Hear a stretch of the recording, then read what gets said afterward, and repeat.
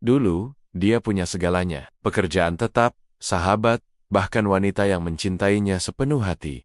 Tapi semua itu hilang, hanya karena satu kebiasaan yang ia anggap sekadar hiburan main slot online. Ketika semuanya runtuh, dan dunia terasa meninggalkannya.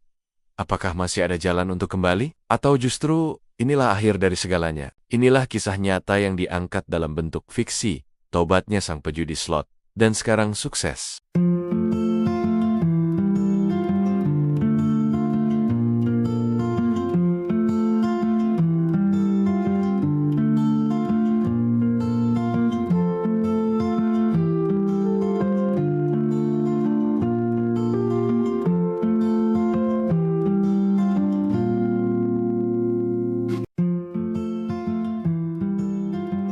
Hari-hari berlalu, tanpa terasa. Bagi Rama, waktu seolah berputar lebih cepat setiap kali ia membuka aplikasi slot di ponselnya. Awalnya hanya sekadar mengisi waktu luang, kini menjadi rutinitas yang mengikat. Ia bangun tidur, membuka slot, berangkat kerja, menyempatkan 1-2 putaran di angkot, sampai kantor. Menunggu loading data, ia main lagi. Bahkan, saat makan siang bersama rekan-rekan kantor, ia pura-pura membalas pesan. Padahal sedang mengejar spin gratis. Uang gajinya yang seharusnya cukup hingga akhir bulan, kini lenyap hanya dalam beberapa hari. Tapi bukan itu yang paling mengganggu Rama. Yang membuatnya gelisah adalah perasaan selalu ingin menang lebih banyak. Lalu kalah, lalu ingin menang lagi. Ia seperti ditarik masuk dalam pusaran yang tak terlihat ujungnya. Rama mulai berutang. Pertama kepada Arif, dengan alasan orang tuanya sedang sakit. Lalu kepada teman lain, dengan dalih ada kebutuhan mendesak. Ia tak berani pinjam ke Alia bukan karena takut ditolak, tapi karena takut Alia tahu kebenarannya. Bro, gue boleh pinjam dulu 500 enggak? Minggu depan pasti gue balikin, ucap Rama suatu siang pada Arif. Arif mengangguk, meski wajahnya ragu. Lo nggak kenapa-napa kan? Rama tersenyum. Enggak, cuma kepepet aja. Beberapa hari kemudian, Rama meminjam lagi. Kali ini lebih besar. Wajah Arif mulai curiga, tapi belum berani bertanya langsung. Sementara itu, Alia makin gelisah. Ia merasa hubungannya dengan Rama berubah. Dulu, Rama selalu jadi pendengar yang baik, suka bercanda, dan penuh perhatian. Kini, setiap mereka bertemu, Rama sering hanya memegang ponsel. Bahkan saat berbicara pun, matanya tak benar-benar melihat Alia. Aku mau tanya sesuatu, tapi jawab yang jujur ya, kata Alia suatu malam saat mereka duduk di bangku taman, tempat favorit mereka sejak dulu. Apa? Jawab Rama tanpa menoleh. Kamu main judi online ya? Pertanyaan itu menghantam Rama seperti batu besar. Ia terpaku. Tangan yang menggenggam ponsel pun sedikit gemetar. Siapa yang bilang? Tanyanya. Berusaha terdengar tenang. Gak ada yang bilang, tapi aku lihat kamu berubah. Dulu kamu cerita soal kerjaan, soal masa depan. Sekarang kamu sibuk sendiri. Aku pernah lihat aplikasi itu di layar ponselmu. Waktu kamu gak sengaja tinggalin di meja. Rama terdiam. Ia tidak bisa mengelak. Tapi ia juga tidak siap mengaku. Cuma iseng kok, katanya akhirnya. Nggak serius, cuma buat hiburan. Alia menatapnya lekat-lekat. Hiburan nggak sampai buat kamu jadi asing gini, Ram. Malam itu mereka pulang dalam diam. Dan esoknya, badai besar mulai datang. Saat Rama tiba di kantor, manajernya memanggil. Ada laporan bahwa Rama sering tidak fokus saat bekerja. Salah satu klien bahkan mengeluh karena data presentasi yang diberikan penuh kesalahan. Kamu tahu, Ram, saya sayang kamu, tapi saya nggak bisa tutup mata kalau ini terus terjadi, ucap sang manajer. Kita harus evaluasi. Beberapa hari kemudian, setelah kesalahan demi kesalahan terjadi, keputusan yang ditakuti pun datang. Rama diberhentikan secara resmi dari pekerjaannya. Ia berjalan pulang sore itu dalam hening. Tak tahu harus menjelaskan apa pada Alia. Ia menatap langit Jakarta yang mulai gelap. Di tangannya, ponsel masih menyala, dengan aplikasi slot yang masih terbuka. Sejak hari itu, hidup Rama berubah drastis. Ia tak lagi berangkat kerja seperti biasa. Pakaian kantornya tergantung rapi di lemari.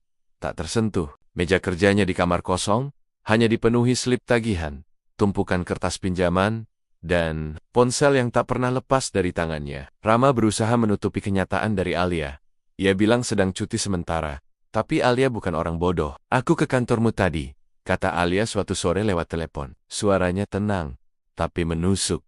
Rama terdiam. Aku tanya resepsionis. Katanya kamu sudah tidak kerja di sana sejak minggu lalu. Butuh beberapa detik sebelum Rama bisa menjawab. Maaf, aku nggak tahu harus ngomong apa. Alia menghela napas. Kamu nggak cerita, kamu bohong, dan kamu makin menjauh. Aku sedih, Ram. Aku takut kamu bukan lagi Rama yang dulu. Air mata Rama mengalir pelan. Tapi tak ada yang bisa ia katakan untuk memperbaiki keadaan. Untuk sekarang, aku butuh waktu, kata Alia sebelum menutup telepon. Aku sayang kamu, tapi kamu harus menyelamatkan diri kamu sendiri dulu. Hubungan mereka berhenti di situ. Bukan karena Alia menyerah, tapi karena ia tahu Rama sendiri yang telah melepas genggamannya. Hari-hari berikutnya, Rama semakin terpuruk. Utangnya makin menumpuk. Beberapa teman kantor mulai menghindar. Arif yang dulu sering membantu pun kini jarang membalas pesan. Pernah suatu sore, Rama datang ke kosan Arif untuk mengembalikan sebagian utang. Tapi yang ia dapat hanyalah sapaan datar dan pintu yang cepat ditutup kembali. Di kamarnya, Rama duduk sendiri. Kontrakan sempit itu kini lebih terasa seperti penjara. Ia hidup dari sisa-sisa makanan instan, menjual barang satu persatu, jam tangan, kamera bekas, bahkan helm kesayangannya. Tapi tetap saja, uang itu habis lagi untuk slot. Ia tidak bisa berhenti. Rama tak lagi mandi teratur. Pakaian kotor menumpuk. Ponsel yang dulunya penuh notifikasi dari teman, sekarang sunyi. Tak ada yang mencarinya. Tak ada yang menunggunya. Dan pada malam yang sunyi itu, saat lampu kontrakan hanya menyala temaram, Rama menatap layar ponselnya yang kosong. Aplikasi slot masih ada di sana, tapi saldo sudah habis. Bonus tak kunjung datang. Ia tak punya lagi yang bisa dijual. Ia benar-benar sendirian. Ia menutup wajah dengan kedua tangan. Air matanya tumpah. Bukan karena kekalahan, tapi karena kesadaran. Semua ini salahnya sendiri. Ia memejamkan mata, lalu berbisik pada dirinya sendiri, dengan suara parau dan bergetar, aku udah kehilangan semuanya. Pekerjaan, orang-orang yang peduli, bahkan diriku sendiri. Malam itu, Rama tidak tidur. Ia hanya duduk, memeluk lutut di sudut kamar, ditemani suara hujan yang turun pelan. Untuk pertama kalinya, ia tidak membuka aplikasi slot. Ia hanya diam, hancur, dan di titik paling gelap itu, perlahan muncul satu pertanyaan di dalam hatinya. Apakah aku masih bisa berubah? Setelah malam itu, Rama merasa seperti seseorang yang terdampar di padang tandus. Ia kehilangan arah, kehilangan pegangan, dan yang paling menyakitkan kehilangan harapan. Tapi di tengah kekosongan itu, ada satu hal yang masih tertinggal dalam hatinya. Keinginan untuk hidup lebih baik. Suatu sore, Rama membuka video acak di ponsel, bukan video slot seperti biasanya. Kali ini, secara tidak sengaja ia menonton cuplikan kisah seseorang yang pernah mengalami kecanduan serupa. Seorang pria yang dulu tenggelam dalam dunia judi online, namun kini telah berubah dan menjadi pengusaha sukses. Dalam video itu, pria tersebut berkata, waktu itu aku pikir, hidupku udah selesai. Tapi ternyata, ketika kamu benar-benar jatuh, justru disitulah kamu bisa memilih. Kata-kata itu menancap dalam hati Rama. Ia tak bisa tidur malam itu. Untuk pertama kalinya setelah sekian lama, ia menyalakan lampu kamar dengan terang, membersihkan tumpukan pakaian kotor, lalu duduk di depan cermin kecil yang berdebu. Ia menatap bayangannya sendiri, mata sayu, pipi yang tirus, dan wajah yang tidak ia kenali lagi. Aku mau berubah, bisiknya lirih. Aku harus berubah. Esok paginya, Rama mengambil keputusan berani, menghapus aplikasi slot dari ponselnya. Ia ragu saat jarinya menyentuh ikon itu. Seperti mengucapkan selamat tinggal pada sesuatu yang pernah memberi kesenangan semu. Tapi setelah menekan tombol hapus, ia menarik napas panjang seolah baru keluar dari kamar pengap yang mengurungnya selama berbulan-bulan. Langkah berikutnya adalah menjual ponselnya. Ia tahu selama benda itu ada, godaan akan selalu datang. Dengan uang hasil penjualan yang tidak seberapa, ia membeli ponsel jadul tanpa akses internet. Biar nggak bisa buka slot lagi, katanya pada diri sendiri. Hari-hari awal tanpa slot terasa aneh, sepi, kosong. Tapi perlahan, Rama mulai belajar menikmati kesunyian. Ia mulai keluar rumah, berjalan kaki, menyapa orang-orang di lingkungan kontrakannya. Di salah satu musola kecil di dekat rumah, Rama melihat sekelompok orang sedang bersih-bersih. Tanpa berpikir panjang, ia menawarkan bantuan. Boleh saya bantu, Pak? Tanyanya pada seorang pria tua yang tampak memimpin kegiatan. Pria itu mengangguk sambil tersenyum. Boleh, Mas. Semakin banyak tangan, semakin ringan pekerjaan. Setelah kegiatan berakhir, pria tua itu memperkenalkan diri. Namanya Pak Didin, pemilik warung makan di ujung jalan. Kamu nganggur ya? Tanya Pak Didin.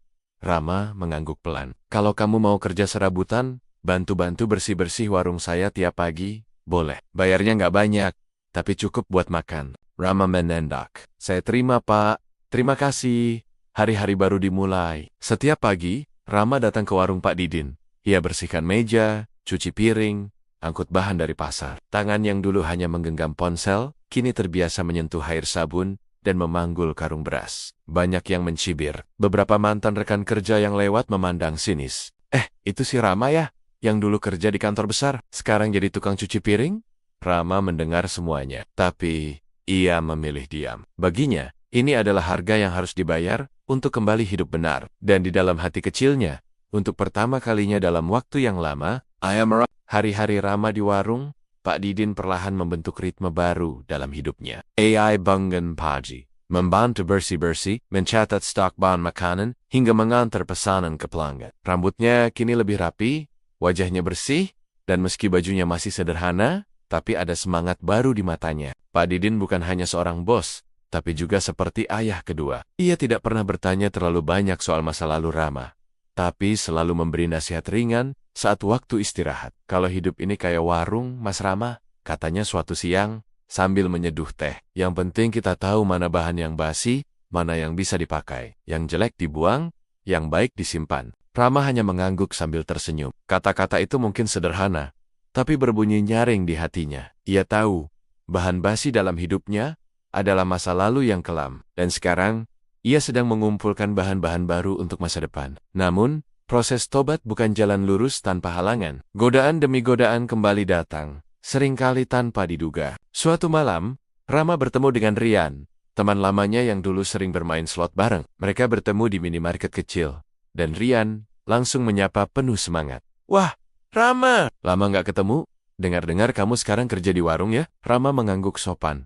Iya, bantu-bantu aja. Mulai dari bawah lagi. Rian tertawa kecil. Kalau cuma mau cari duit, buat apa susah-susah? Nih, gue malah makin untung sekarang. Ada situs baru, promonya gila-gilaan. Lo masih main kan? Rama hanya menggeleng. Udah berhenti. Serius, sayang banget. Kemarin gue dapat 2 juta sekali main. Nggak percaya? Nih, lihat. Katanya sambil menunjukkan saldo di ponselnya. Rama menatap layar itu. Tangannya tiba-tiba dingin. Suara spin di dalam kepalanya kembali terdengar samar. Untuk sekejap, ia merindukan sensasi menang walau dulu hanya sebentar, dan diakhiri kekalahan panjang. Rian menyodorkan brosur kecil berisi situs promosi baru. Nih, siapa tahu berubah pikiran. Setelah Rian pergi, Rama berjalan pulang sambil menatap kertas itu. Matanya tertuju pada kata-kata besar. Bonus 200% untuk pemain lama, langsung cair. Malam itu, Rama gelisah. Ia mencoba tidur, tapi matanya sulit terpejam. Di luar, suara kendaraan masih lalu lalang, tapi di dalam kepalanya, mesin slot kembali berputar. Ia merasa ditarik kembali ke masa lalu. Esok paginya, Pak Didin melihat wajah Rama tampak lelah. Ia bertanya, "Kamu nggak apa-apa, Ram?" Rama menggeleng. "Semalam, saya hampir tergoda, Pak. Teman lama ngajak main lagi. Saya bahkan sempat buka brosurnya." Pak Didin menatap Rama dengan bijak. "Kamu masih ingat waktu pertama datang ke sini? Kamu bilang ingin berubah?" Rama mengangguk. "Berarti kamu masih di jalan yang benar. Godaan itu wajar. Yang penting kamu sadar dan berhenti sebelum melangkah ke arah yang sama." Rama menatap brosur di tangannya, lalu merobeknya perlahan. Potongan kertas itu ia buang ke tong sampah warung. Tangannya gemetar, tapi wajahnya teguh. Ia tahu, perjalanan ini belum selesai. Akan ada banyak godaan, banyak bisikan, banyak kenangan yang ingin menariknya kembali. Tapi kini, ia punya tujuan, dan itu lebih kuat dari sekadar keinginan menang cepat. Di sudut dapur warung, Rama tersenyum sendiri. Ia sedang belajar satu hal penting. Tobat bukan soal sekali berhenti, tapi soal memilih untuk berhenti. Setiap kali, godaan datang kembali. Musim hujan mulai tiba. Langit Jakarta hampir selalu kelabu setiap pagi, tapi Rama tetap menjalani harinya di warung Pak Didin dengan sabar. Ia bekerja lebih keras dari sebelumnya. Ia bahkan mulai menabung sedikit demi sedikit dari upah hariannya. Mimpinya sederhana, membuka usaha kecil sendiri, jualan nasi bungkus di depan kontrakan. Pak Didin memberi dukungan penuh. "Kalau kamu sudah siap, saya bantu pinjamkan gerobak kecil," katanya. "Yang penting, kamu niat dan jujur."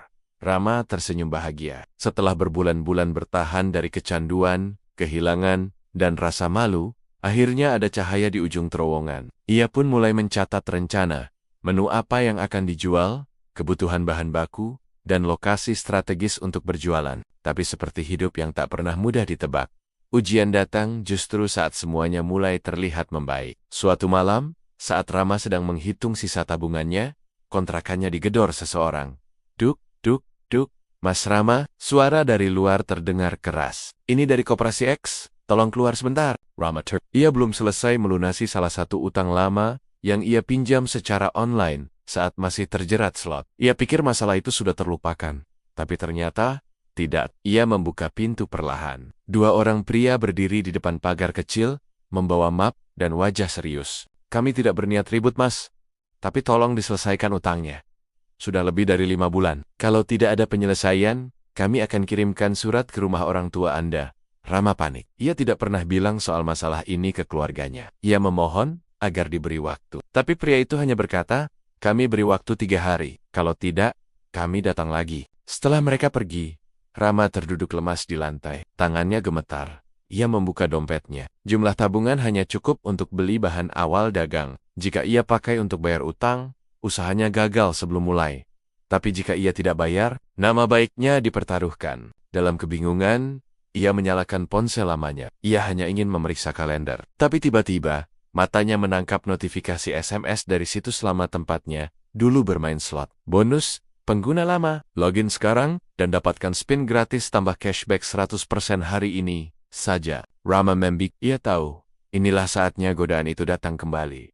Saat ia sedang lemah, saat ia sedang putus asa, dan seperti dulu, slot menawarkan jalan pintas. Ia pergi ke warnet di ujung gang, duduk di bilik kecil. Jari-jarinya gemetar saat mengetik alamat situs. Situsnya masih sama, warna-warni, musik riang, tawaran bonus yang menggiurkan.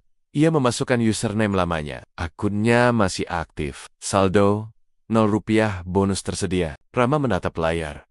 Tangannya melayang di atas mouse. Napasnya berat. Kalau aku menang, bisa langsung lunas. Bisa lanjut usaha. Bisa mulai hidup baru. Tapi di lubuk hatinya, suara kecil berbisik. Kamu pernah lewat jalan ini. Dan kamu tahu. Akhirnya bukan kemenangan, tapi kehancuran. Tangannya mulai bergerak. Klik. Layar bergetar kecil. Musik slot mulai berputar. Tapi, Rama menutup browser itu secepat mungkin. Ia berdiri. Ia keluar dari warnet sambil menahan air mata. Di luar, hujan turun perlahan. Tapi, kali ini, hujan itu tidak terasa dingin. Rama menengadah, membiarkan wajahnya basah. Aku nggak akan jatuh lagi, cukup sekali, bisiknya. Malam itu, Rama kembali ke kontrakannya dengan langkah lelah tapi ringan. Ia tidak membawa uang tambahan, tidak membawa keajaiban instan. Tapi ada sesuatu yang lebih berharga yang ia bawa pulang. Kemenangan atas dirinya sendiri. Setelah berbulan-bulan berjuang, akhirnya ia melewati satu ujian paling berat. Menolak godaan saat hidupnya di titik paling sulit. Dan itu bukan keputusan yang mudah. Esok paginya, ia datang ke warung Pak Didin dengan wajah sedikit pucat. Tapi sorot matanya tenang. Saat Pak Didin bertanya, kamu nggak apa-apa? Rama hanya mengangguk sambil tersenyum kecil. Di sela-sela waktu kerja, Rama mengumpulkan keberanian dan menelepon nomor dari koperasi penagih utangnya. Heilah, saya Rama. Saya minta maaf belum bisa lunasi utang penuh. Tapi saya mohon diberi waktu. Saya sudah kerja jujur sekarang. Saya janji lunasi, meski dicicil. Saya cuma minta, jangan libatkan orang tua saya. Tolong. Suara di seberang telepon terdiam sejenak. Lalu terdengar, baik, Mas Rama, kami hargai itikat baik. Kirimkan cicilan pertama minggu ini. Kalau konsisten, kami tak perlu ganggu siapa-siapa. Rama menghela napas panjang. Meski tantangan belum selesai, setidaknya ia punya satu pilihan terakhir. Menghadapi semuanya dengan jujur dan terbuka, hari-hari berikutnya terasa berat. Rama mulai mengatur keuangan lebih ketat. Ia mengorbankan rencana buka usaha sementara dan memprioritaskan menyicil utangnya. Tabungan yang tadinya disiapkan untuk modal, kini digunakan untuk membayar tanggung jawab. Pak Didin yang tahu cerita Rama, memutuskan membantunya dengan cara berbeda. Ram, warung ini butuh orang kepercayaan buat kelola dapur kalau saya pergi ke pasar. Kamu mau? Rama kaget. Saya? Serius, Pak? Pak Didin mengangguk. Saya percaya kamu. Kamu sudah melewati badai dan masih berdiri. Orang seperti kamu layak dipercaya. Tawaran itu menjadi titik balik. Rama kini tidak hanya jadi karyawan, tapi diberi kepercayaan. Ia mencatat pengeluaran, mengatur bahan baku, bahkan mulai belajar belanja langsung ke pasar induk. Setiap pagi ia bangun pukul 4, pergi ke pasar, lalu kembali ke warung untuk menyiapkan makanan. Ia lelah, tapi bahagia. Ia merasa hidup kembali. Suatu sore, saat Rama sedang membersihkan etalase warung, seseorang datang. Ia tertegun. Sosok itu adalah Alia. Mereka sempat terdiam lama kamu kelihatan beda, kata Alia pelan. Rama tersenyum, canggung, tapi tulus. Aku masih berproses, tapi aku sudah bukan Rama yang dulu. Terima kasih, karena pernah jadi bagian penting dalam hidupku. Dan maaf karena dulu aku mengecewakan. Alia tersenyum. Aku tahu kamu bisa bangkit. Aku cuma nggak bisa bantu waktu. Kamu belum siap menolong dirimu sendiri. Mereka duduk di meja warung, berbicara lama, tanpa tekanan. Tak ada janji untuk kembali, tak ada kata cinta yang diucapkan. Tapi keduanya tahu, kehidupan Rama kini menuju arah yang benar. Malam itu, di kamar kontrakannya yang sederhana, Rama membuka catatan kecil bertuliskan, tujuan hidup. Berhenti dari slot. Tidak berutang baru mulai usaha kecil hidup jujur dan tenang. Ia menambahkan satu lagi di bawah. Menjadi orang yang berguna. Dan untuk pertama kalinya sejak jatuh ke lubang tergelap hidupnya, ia tersenyum lebar. Waktu terus berjalan. Sudah hampir 1 tahun sejak Rama meninggalkan dunia gelap perjudian slot. Dalam 1 tahun itu, ia bekerja keras, membayar utang, menabung sedikit demi sedikit, dan memperbaiki kepercayaan diri yang dulu sempat hancur. Pak Didin, yang semakin tua, sering mempercayakan warung padanya sepenuhnya. Bahkan, beberapa pelanggan tetap mulai memanggil warung itu sebagai warung Mas Rama. Ia tidak menyangka, nama yang dulu identik dengan kekacauan kini menjadi simbol kepercayaan. Suatu pagi, Pak Didin memanggil Rama ke dapur belakang. Ram, saya mau bicara serius, ucapnya. Warung ini sudah saya jalani hampir 30 tahun, tapi sekarang saya sudah lelah. Sering sakit-sakitan juga. Saya ingin pensiun, dan saya nggak kepikiran orang lain selain kamu buat terusin tempat ini. Maksudnya, Pak Didin, saya ingin warung ini kamu kelola sepenuhnya. Bukan lagi sebagai karyawan, tapi sebagai pemilik. Saya nggak minta uang ganti atau semacamnya. Cukup kamu jaga tempat ini dengan hati seperti yang kamu tunjukkan selama ini. Rama nyaris tak percaya. Ia menahan air matanya.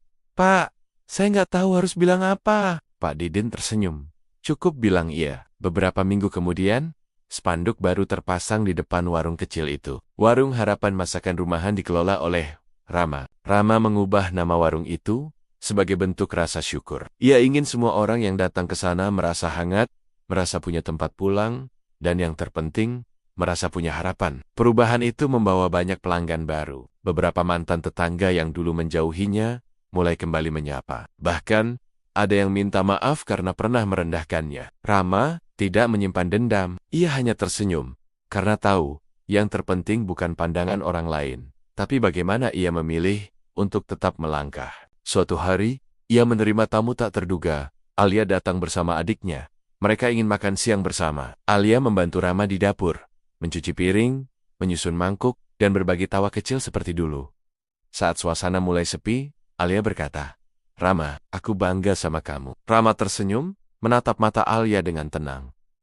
Aku juga belajar banyak dari kepergianmu. Kalau kamu nggak pergi waktu itu, mungkin aku nggak pernah berubah. Alia mengangguk. Lalu, sambil bercanda, ia berkata, kalau sekarang kamu udah berubah, masih ada tempat buat aku balik nggak? Mereka tertawa bersama. Bukan tawa basa-basi, tapi tawa tulus dari dua orang yang sudah dewasa melalui luka mereka sendiri. Di malam hari, setelah menutup warung, Rama menulis di buku catatannya, hari ini aku tidak hanya bertahan, tapi aku tumbuh. Aku bukan lagi Rama yang dulu. Musim hujan datang membawa udara dingin ke kota kecil itu. Tapi di warung kecil bernama Warung Harapan, suasana selalu hangat. Kini, Rama tak hanya dikenal sebagai pemilik warung, ia juga menjadi simbol perubahan. Beberapa pemuda sekitar yang pernah tersesat, ada yang mantan penjudi online, ada yang mantan pemabuk datang padanya minta saran, sekadar curhat, atau minta pekerjaan kecil di warungnya. Rama selalu melayani mereka dengan sabar. Ia tahu,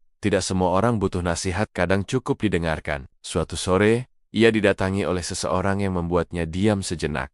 Pak Darmin, mantan penagih utang dari koperasi tempat Rama dulu terjerat. Pria itu datang dengan wajah malu-malu. Mas Rama, saya dengar dari orang koperasi. Mereka bilang, Mas Rama sekarang jadi pengusaha warung ya? Rama mengangguk, bingung. Pak Darmin menghela napas. Saya sekarang sudah keluar dari koperasi itu. Hati saya nggak tenang. Sekarang saya kerja bantu-bantu di rumah singgah buat anak-anak yang orang tuanya kecanduan judi. Saya cuma mau bilang, waktu itu saya kasar. Maaf. Rama tersenyum, mengulurkan tangan. Kita semua pernah salah, Pak. Yang penting kita mau berubah. Mereka berjabat tangan. Di situ, Rama sadar, kisah tobatnya bukan hanya menyelamatkan dirinya sendiri, tapi juga jadi contoh untuk orang lain. Tak lama kemudian, ia menerima kabar baik lain. Permohonan izin usahanya disetujui pemerintah setempat. Warungnya resmi terdaftar sebagai UMKM. Beberapa bulan kemudian, ia diminta menjadi pembicara tamu dalam seminar kecil bertema bangkit dari keterpurukan. Di sana, dengan suara bergetar, Rama menceritakan semua. Tentang bagaimana ia pernah kehilangan arah karena slot online, tentang titik balik, tentang bagaimana satu keputusan kecil bisa menyelamatkan masa depan. Para peserta terdiam. Beberapa menangis. Di akhir acara, seorang anak muda menghampirinya. Mas Rama, boleh saya ikut bantu-bantu di warung?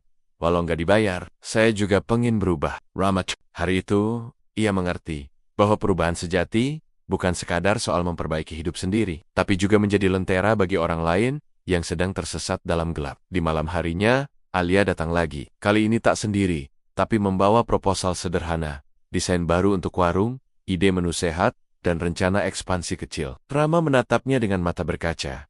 Kamu yakin mau jalan bareng aku lagi, Alia? Alia tersenyum lembut. Aku yakin, karena sekarang kamu nggak lari dari masalah. Kamu sudah jadi versi terbaik dari dirimu, dan aku ingin jadi bagian dari itu. Mereka tidak butuh banyak kata. Karena hati yang pernah hancur dan disatukan oleh proses, tak butuh pembuktian berlebihan. Malam itu, Rama menutup warung lebih awal. Ia berdiri di depan pintu, memandangi papan nama Warung Harapan yang mulai pudar karena hujan. Tapi hatinya justru terang. Ia tahu, meski hujan akan datang lagi, dan badai bisa saja muncul. Kini, 1 tahun berlalu sejak Rama menerima tanggung jawab mengelola warung. 2 tahun berlalu sejak ia menekan tombol deposit terakhir kali di aplikasi slot online yang dulu menguras habis hidupnya. Dan hari itu, ia berdiri di depan puluhan anak muda dalam sebuah acara kecil di balai desa bertema Hidup boleh terjatuh, tapi harus berani bangkit. Rama bukan motivator, ia tak punya gelar panjang di belakang namanya. Tapi ia punya pengalaman nyata tentang bagaimana seseorang bisa tergelincir, terjerat, terpuruk, lalu bertahan, bertobat, dan akhirnya bangkit. Ia bercerita bukan untuk pamer, tapi untuk berbagi. Karina, Ea, tahu. Di setiap ruangan, pasti ada satu orang yang sedang merasa putus asa. Dan mungkin, satu cerita bisa menyelamatkan. Setelah acara selesai, Rama berjalan pelan ke warungnya. Di belakangnya, Alia dan 2 karyawan muda barunya menyusul sambil membawa bahan-bahan masak. Warung Harapan kini tidak hanya menjual makanan, tapi juga membuka kelas masak gratis untuk anak-anak muda yang ingin belajar usaha kecil. Di dinding warung, terpajang tulisan yang ditulis Rama sendiri. Dulu aku mencari keberuntungan dalam mesin digital. Sekarang aku menemukannya dalam kerja keras, doa, dan orang-orang yang tak pernah lelah percaya padaku. Banyak pelanggan yang membacanya, lalu tersenyum. Beberapa memotret dan membagikannya di media sosial, memberi komentar seperti, warung ini bukan cuma soal makanan enak, tapi juga tempat belajar hidup. Pemiliknya mantan penjudi? Salut, sekarang malah jadi inspirasi. Buktinya, orang bisa berubah kalau dikasih kesempatan. Suatu malam, Rama duduk di kursi kayu di depan warung. Di tangannya ada buku catatan lama yang dulu ia pakai untuk menulis setiap perubahan kecil dalam hidupnya. Ia membuka halaman terakhir dan menulis, hari ini aku tidak sempurna, tapi aku pulang. Pulang ke jati diriku. Pulang ke kehidupan yang jujur. Dan jika esok aku goyah, aku tahu kemana harus kembali ke harapan. Pesan akhir cerita. Setiap orang pernah salah. Setiap orang bisa tergelincir. Namun, selama masih ada niat untuk berubah, dan keberanian untuk memulai kembali, tak ada yang benar-benar terlambat. Rama adalah bukti bahwa perubahan itu mungkin, bahkan dari titik terdalam sekalipun. Ia bukan tokoh super, ia hanyalah manusia biasa yang pernah jatuh dan memilih untuk bangkit. Jika kamu sedang berada di titik gelap, ingatlah, seperti Rama, kamu juga masih punya harapan. Semangat!